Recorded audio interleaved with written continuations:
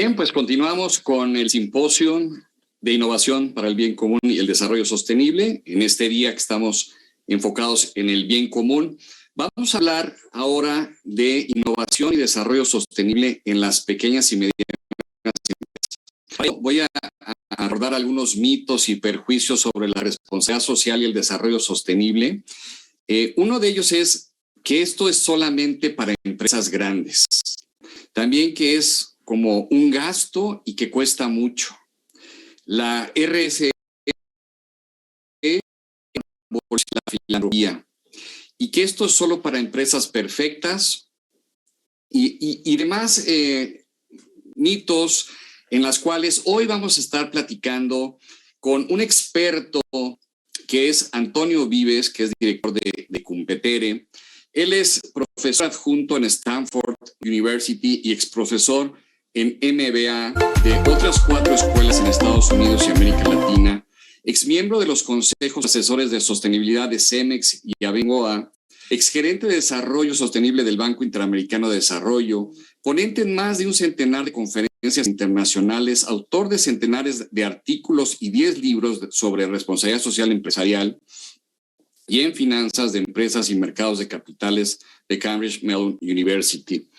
Bien, además, Antonio, para mí en lo personal, es uno de los grandes promotores de la responsabilidad social y desarrollo sostenible, pero al mismo tiempo es uno de los principales críticos, pero críticos de forma objetiva, que nos invita al análisis, a cuestionarnos.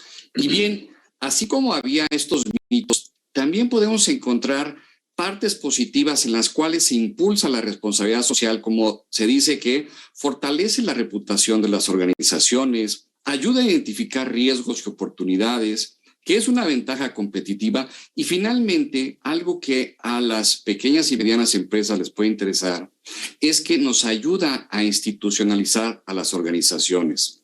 Pues bien, démosle la bienvenida a Antonio para que nos platique sobre no hay que ser una empresa grande para contribuir al bien común. Responsabilidad, innovación y competitividad. Bienvenido, Antonio, adelante. Gracias, muy amable. Gracias, Walter. Primero, agradecerles el honor que me hacen de poder participar en este coloquio, en este simposio.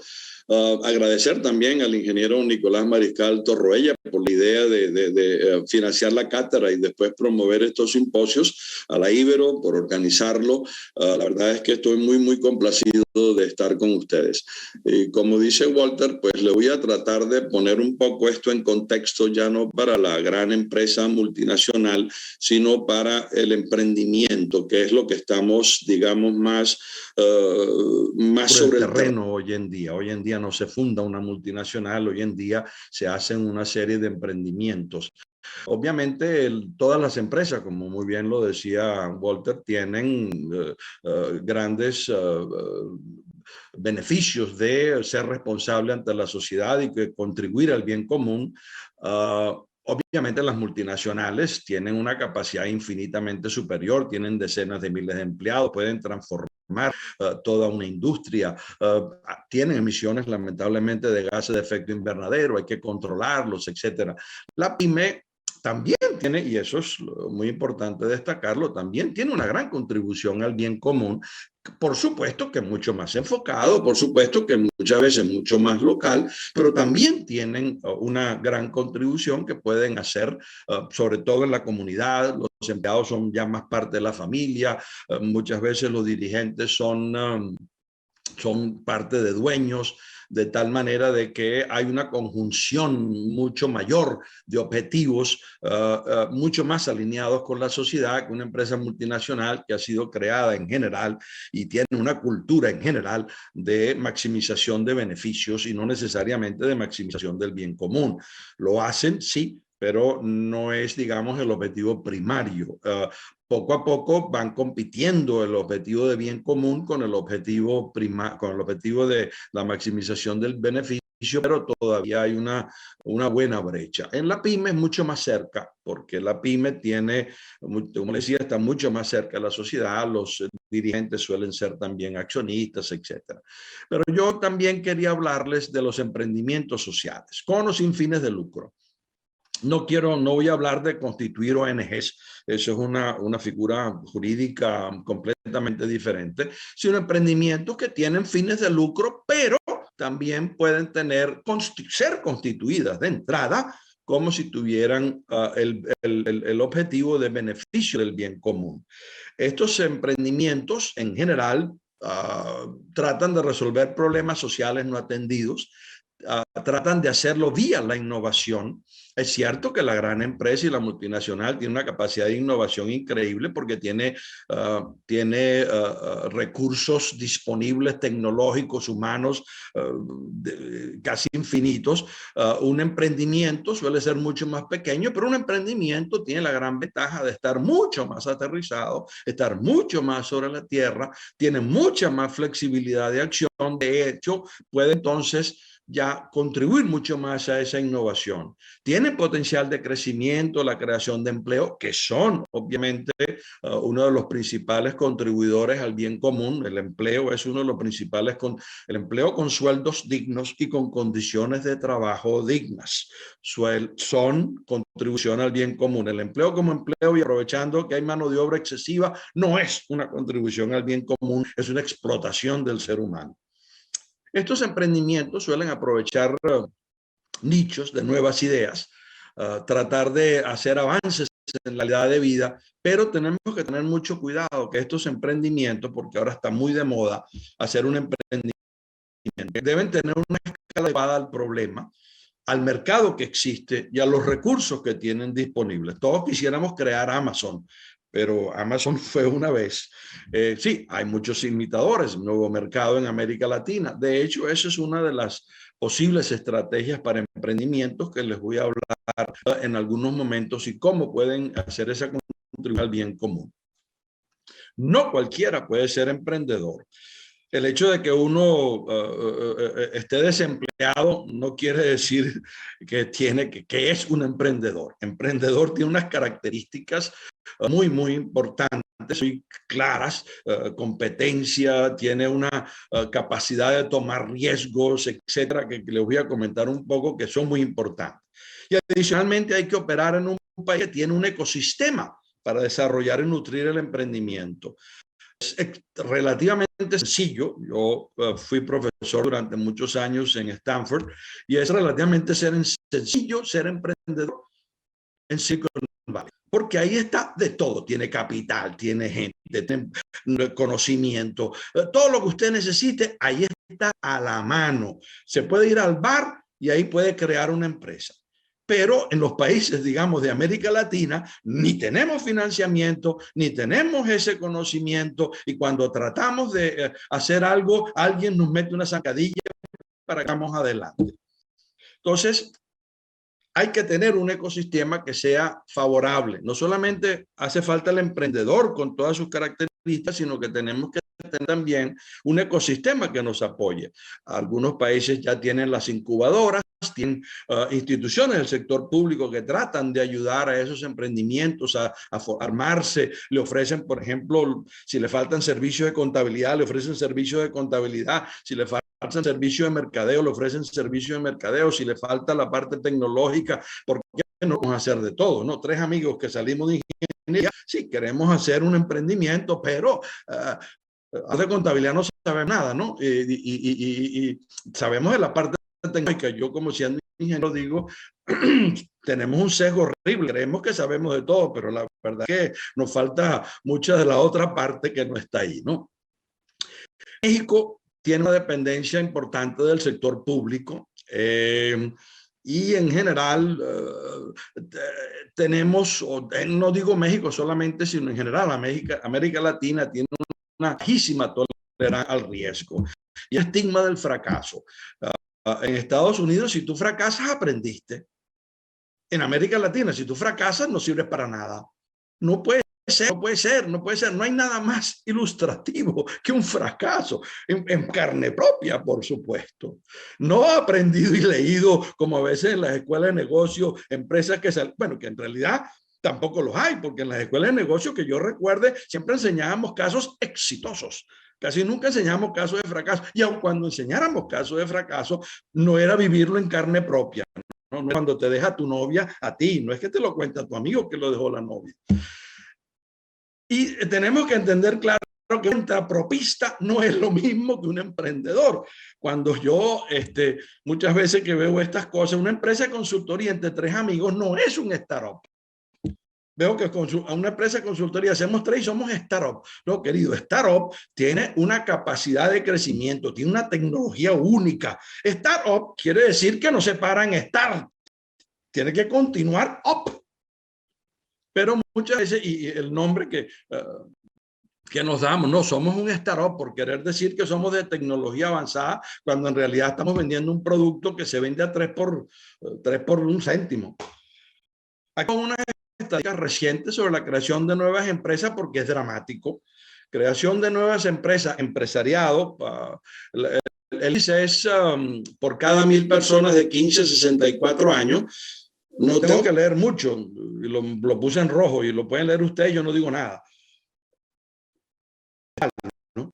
En gran parte es un problema obviamente del ecosistema.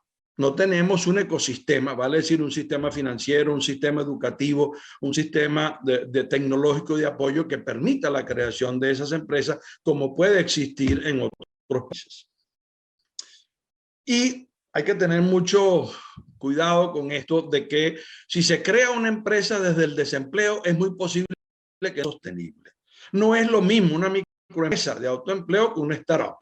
Como les decía anteriormente, una empresa de startup tiene que tener algún tipo de potencial y se define por el potencial de crecimiento, por el potencial de innovación que pueda tener. Entonces, de acuerdo que si uno está desempleado, pues tiene el deseo de continuar teniendo ingresos y a lo mejor puede crear una empresa, pero entendamos de que es muy posible que esa motivación es buena, por Dios que es buena. Quiero decir que es una motivación mala, pero no es suficiente. No es suficiente crear una empresa porque solamente por tener dinero y se crea esta empresa, se hace un emprendimiento desde la base de que la queremos hacer crecer, desde la base que queremos que sea sostenible financieramente, ambientalmente, sustancialmente y que contribuya al bien común. El tener una idea no quiere decir que tendrá éxito, porque tenemos todos. Y tienes que pensar, cosa que no pensamos los que son, no pensamos, no, pues yo nunca he sido emprendedor, yo soy la antítesis del emprendedor, yo no tolero riesgo, pero tengo claro, bueno, no hay que serlo para poder enseñar tampoco, ¿no? Uno puede haber aprendido algo. Si yo tengo una idea, es muy probable que otros también la hayan tenido. Entonces tenemos que tener mucha cautela de que la idea tenga alguna ventaja competitiva que no tengan otros, ya sea porque yo tengo acceso a algún tipo de recursos o algún tipo de conocimiento que los demás no tienen acceso. Entonces tenemos que tener los conocimientos, el equipo, la experiencia, los recursos financieros, humanos, físicos, programa de desarrollo. No, todo el mundo puede crear Apple desde el garaje de su casa. Hoy en día lo hacen. Cierto que hay mucho emprendedor que lo hace, pero entendamos, tiene un ecosistema de apoyo muy superior al que solemos tener en América Latina. Y tenemos que tener mucho cuidado también de que ese emprendimiento pueda tener una competitividad, porque podemos, el otro día estaba en un concurso de premios sobre ideas y una de las ideas que ganaba era usar los vehículos a tipo individual, sin chofer. Después resultó que no tengo que decirle mucho que eso se llama Uber, pero aquella persona en aquel entonces que se ganó ese premio hace 4 o 5 años, no sabía de la existencia de Uber, no sabía de la existencia de Zipcar, no sabía, y obviamente, sí, buena idea, pero esa idea ya había sido explotada a la saciedad. Otros de los premios le mostré que se en Amazon. O sea, hay que tener análisis de mercado, no creamos que porque tenemos una idea es completamente competitiva desde el primer momento. Y también, como muy bien decía Walter cuando hablaba de los mitos de la responsabilidad social, yo también quiero hablarles aquí muy brevemente de los males para el emprendimiento, que es el facilismo, el victimismo, la confusión del dinero público del sector privado. A mí el gobierno me tiene que subsidiar ayudas, subsidios, subvenciones, descuentos, tratamiento especial, excepciones, porque el gobierno me tiene que ayudar. Es una concepción diferente en América Latina. En España es un caso radicalmente extremo. En España casi que no hacen nada si no hay ayudas, si no hay subsidios. ¿Y a mí qué me va a dar el gobierno? Tuve un problema, tuve un accidente, hubo una tormenta, a la puerta del gobierno, gobierno, ayúdame. Y yo aquí en Estados Unidos, sobre todo en Silicon Valley, se vive en un ambiente completamente diferente. Tuve un problema. Bueno, ¿cómo me las arreglo? Me arremango los pantalones y vengo a resolver el problema. No voy a ir al gobierno a que me dé un subsidio, la tasa de interés menor, etcétera, etcétera. Entonces, esto es uno de los males del emprendimiento. Y el emprendedor, claro, hoy en día los millennials, ya la gente ya no es como mi generación, ya es una generación que está creciendo ya con una mayor capacidad propia, ya está creciendo una mayor innovación, una mayor iniciativa personal que ya no depende tanto de este tipo de cosas. El problema de esto no es que exista. El problema es que nos hemos creado una adicción a este tipo de ayudas, a este tipo de subsidios, a este tipo de apoyo. El rentismo es la antítesis del emprendimiento. El rentismo es cuando queremos aprovechar las prebendas que nos da el Estado. Y aquí salió esta semana, por casualidad, este índice de rentismo que yo lo llamé compinchismo. Creo que compinchismo se usa en México, ¿verdad? Compincho, cuando te amarras entre dos o tres para arreglarte de alguna manera. Es un poco más sofisticado.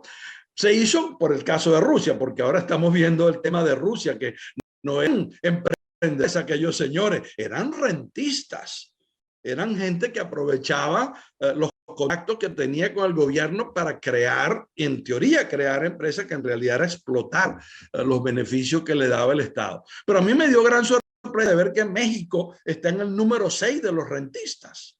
Vale decir, el porcentaje de los billonarios, millonarios en inglés, millones de millones en español, como porcentaje del Producto Interno Bruto, en México es relativamente elevado de aquellos sectores que son capaces de aprovechar el rentismo, el compinchismo, que sin nombrar un tipo de nombres, son sectores como telecomunicaciones, sectores como petróleo, sectores como electricidad, etcétera, que han permitido la creación de grandes fortunas. Hoy en día no es contribuir al bien común. Es cierto que la modernización de teléfonos fue una contribución importante al bien común. Yo recuerdo, porque yo era el de operaciones del Banco Interamericano en México, y recuerdo hace unos 30 años, pues tener un teléfono fijo no era obvio, y que funcionase tampoco obvio, pero después que se hizo la privatización, se hizo una gran contribución en el sentido de que se puso al servicio de la sociedad un bien común. Sin embargo, fue obviamente aprovechando un poco este rentismo. Obviamente, hoy en día sería muchísimo más difícil. No obstante, tenemos que tener en cuenta, o queremos que la contribución como emprendimiento sea en base a sus propios, sea en base a su propia experiencia, etcétera. Quería hablar un poco de ejemplos, porque siempre tenemos que poner algún tipo de ejemplo. No les voy a dar ejemplos específicos, porque si fueran específicos yo lo habría hecho. Bueno, la verdad es que no lo habría hecho porque yo no soy emprendedor, pero son ejemplos de tipo relativamente general. Lo más común hoy en día en nuestro ecosistema, en América Latina y España, digamos, los países de habla hispana, es la reproducción a nivel local de mayor. Vale decir, nosotros no vamos a volver a crear un Uber, y digo Uber sin recordar si Uber está en Ciudad de México. Creo que sí, ¿verdad? Ok, Entonces, es algo conocido. Entonces, la reproducción a nivel local, a lo mejor tienes un pueblo donde no vas a hacer un Uber de una gran envergadura, pero sí puedes hacer algo a nivel local. O puedes montar una app relativamente simple para transportar personas al hospital. Y esto ya sería un poco contribuir definitivamente más al bien común que a los beneficios. Tú tienes, lo vi, creo que fue en el País Vasco, donde tienen un servicio similar al Uber, pero de muy bajo costo para transportar a las personas de menores ingresos a lugares donde lo necesitan, al hospital. Ahora, cuando tuvimos el problema del COVID en Italia, lo vi también, había muchos de estos emprendedores que pusieron apps para hacer la compra. Aquí no, aquí en Estados Unidos existían estos sitios, apps, como el Uber Apps, el Uber Eats, ahora que te traen la comida a tu casa. Ahora no podemos ni ir a comprar la comida, nos las tienen que traer a la casa, somos tan vagos. Es una oportunidad de negocio, por cierto, lo vago que nos estamos convirtiendo la población en general, pero eso quizás no es tanto contribuir al bien común. Contribuir al bien común era cuando en el edificio donde yo vivo parte del año en Italia, la viejita del 7º piso no podía ir a hacer la compra, pero le pusimos una app, o le pusieron, no fui yo, le pusieron una app para que pidiera la compra y se la llevaban a su casa. Obviamente alguien pagaba, no es que era completamente un ONG, alguien pagaba, pero no lo pagaba la señora. Esto es una app, un Uber social, por llamarlo de alguna manera. Entonces, hay muchos de este tipo, apps puramente electrónicas con servicios fijos. La mayor parte son estos: adaptación a la realidad y la capacidad local. Salgamos de Ciudad de México, en el resto de México, salgamos también un poco a lo mejor de Guadalajara y de Monterrey, pero hay una gran cantidad de ciudades que tienen una gran cantidad de necesidades en este tipo. Anyway, reciclaje y utilización de basura electrónica, vestimenta, mobiliarios, equipos. Aquí se está tirando mucho, que tiene mucho valor. Emprendimientos lo hay mucho para el desarmado de los computadores que tenemos que tirar, sacarle mucho provecho a ellos y encima evitar que tengan contaminación ambiental. Vestimenta, yo ahora que estuve investigando esto, son millones y millones y millones de toneladas de vestimenta que se tiran. Incluso Burberry, llegué a ver, Burberry, que es esta marca de lujo, impide que sus productos sean vendidos a precios rebajados porque se desprestigia la marca y hay que quemarlos, por Dios. Contribuir a inclusive la contaminación. Alquiler de equipo tecnológico con apoyo técnico para el que no puede, purificación de agua para consumo domiciliario, etcétera. Hay una gran cantidad, sobre todo en este nicho de mercado que es a la realidad y capacidad local de algunas ideas que ya han salido antes. Corrígeme, Walter, pero querías dejar algunos minutos para al final algunas preguntas o un conversatorio, ¿verdad? Digo, adelante, todavía tenemos unos minutos y podemos platicar un poco. Ok, ya continúo unos cuantos minutos más. A ver, yo no hablar en completo sobre este ecosistema de apoyo al emprendimiento porque es muy complicado, pero sí quería nomás mostrarles esta pequeña gráfica sobre el tipo de cosas que tienen que estar disponibles para que el emprendedor pueda contribuir. Entonces, esto es una contribución de la sociedad a que el emprendedor contribuya a la sociedad. Porque si el emprendedor puede acudir a capital semilla, las finanzas, ese semilla hace un bien a la sociedad vía el emprendedor que va a producir bienes y servicios que contribuyen al bien común. Tenemos que tener políticas adecuadas. No puede ser que a una pequeña y mediana empresa o a un emprendedor le apliquemos el mismo esquema tributario que se le aplica a las grandes empresas, porque las grandes empresas, todos lo sabemos, no pagan impuestos. Pagamos impuestos los que somos autoempleados y las pequeñas y medianas empresas, porque las grandes empresas tienen abogados y contadores absolutamente especializados. Como dijo Walter, yo soy crítico, pero trato de ser un poco constructivo, que no tiene la pequeña y mediana empresa, que no tiene el emprendedor. Entonces, tengo que tener políticas adecuadas. El capital humano, uno no va a crear este tipo de cosas en el vacío. Tenemos que tener universidades, por ejemplo, como la Ibero, que estimulen la creación de ese capital humano con espíritu de emprendedor. Tenemos que tener una cultura adecuada, no la cultura del facilismo, sino la cultura adecuada que nos dice que aquí tenemos que trabajar duro, tenemos que trabajar para obtener, si quieren, beneficio, para contribuir al bien común, tenemos que trabajar. No es que nos van a dar subsidios, etcétera, etcétera. Entonces, esto es lo que llamamos el ecosistema de apoyo al emprendimiento, que es tan importante como el emprendedor, como las ideas que el emprendedor. No voy a hablarles de esto, posiblemente, no sé, pero a lo mejor pienso que se pone la presentación en el sitio internet y lo puedan ver en más detalle, y así no tengo que cubrir este nivel de detalle que es más interesante para los que lo van a hacer. Cada vez que... No, digo, me gusta mucho todo lo que nos has planteado, me gusta mucho. Algunas cosas, como tú dices, coincido, me gustó mucho esto del ecosistema, me parece muy interesante. Y el equilibrio, pero de repente centras a alguna atención como nosotros tenemos que resolver solo nuestros problemas y no pedírselos al gobierno.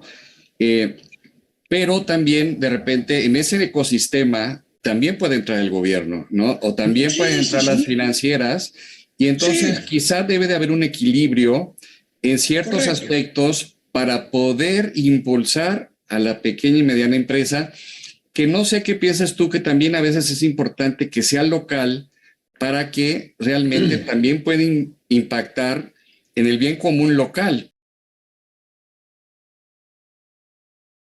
Apoyo, de ayudas, de ir a mendigar, era lo que yo quería decir. Ahora bien, con el tema de las pymes, está también muy en lo cierto, en el tema de que no todo es electrónico. De hecho, el primer ejemplo que yo tenía ahí era una app para la venta de artesanía, porque muchas veces me he paseado yo, a veces estuve no hace mucho por Cancún, y todas las tiendas de artesanía venden exactamente lo mismo, pero yo tenía que ir a buscarlo, en tanto de que esa que yo sugería era, primero, diferenciar eso, y segundo, aprovechar que el cliente no tuviera que salir del hotel y yo se lo llevaba a su casa. Era solamente para mostrar un poco el pequeño innovación. Ahora bien, el principal factor de crecimiento de las pymes es como suplidor de empresas medianas y grandes.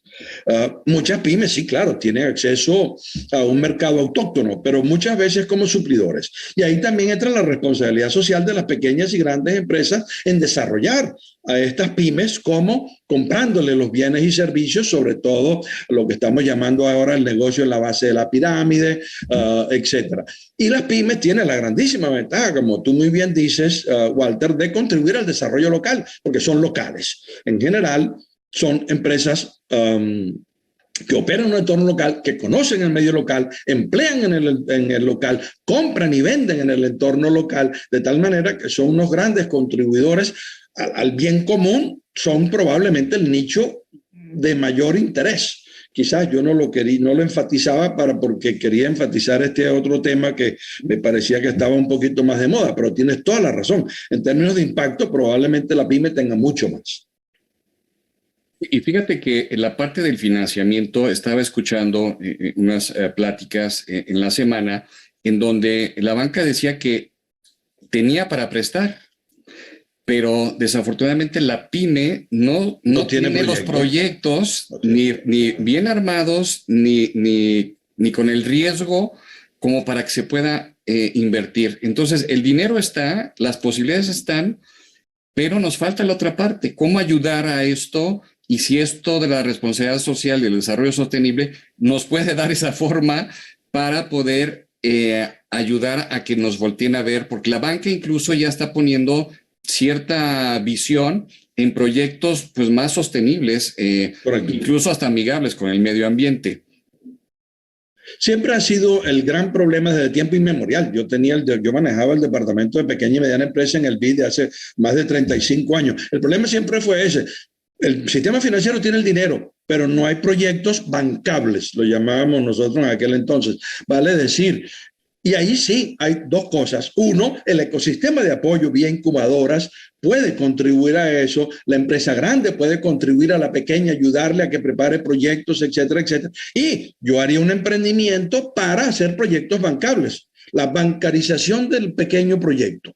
Eso es no es una innovación, porque en realidad hay consultorías, Lo que pasa es que hay que enfocarlas muy bien. Antonio, muchísimas gracias por toda la explicación que nos diste. La verdad es que nos impulsa a ver el emprendimiento, a quitarnos esos miedos que tú bien dices. Hay que lanzarlo. No es para todos también, como lo comentas, pero déjame platicarte que incluso la cátedra tiene planteado en la segunda parte del semestre impulsar proyectos de emprendimiento, y para ello también incluso hemos hecho una alianza con JA México y Enactus, justamente para empezar a formar ese ecosistema. Pero ahora que nos platicas de esto, bueno, sabemos que nos falta mucho, pero bueno, estamos iniciando y nos has dado una perfecta guía del camino que tenemos que tomar. Así que muchísimas gracias, y déjenme decirles que también antes de entrar a esta plática, Antonio me decía: oye, Walter, pero también necesitamos ejemplos reales. Necesitamos ahora que después de nuestra plática venga alguien a decirnos, mira, sí se puede, y así lo he estado haciendo. Y justamente es la plática, el panel que viene a continuación de aliarse con Miguel Gallardo, justo para platicar con estos emprendedores jóvenes que nos van a dar su experiencia y nos van a compartir cómo le han hecho con la responsabilidad social y desarrollo sostenible. Antonio, muchísimas gracias. Te mando un abrazo.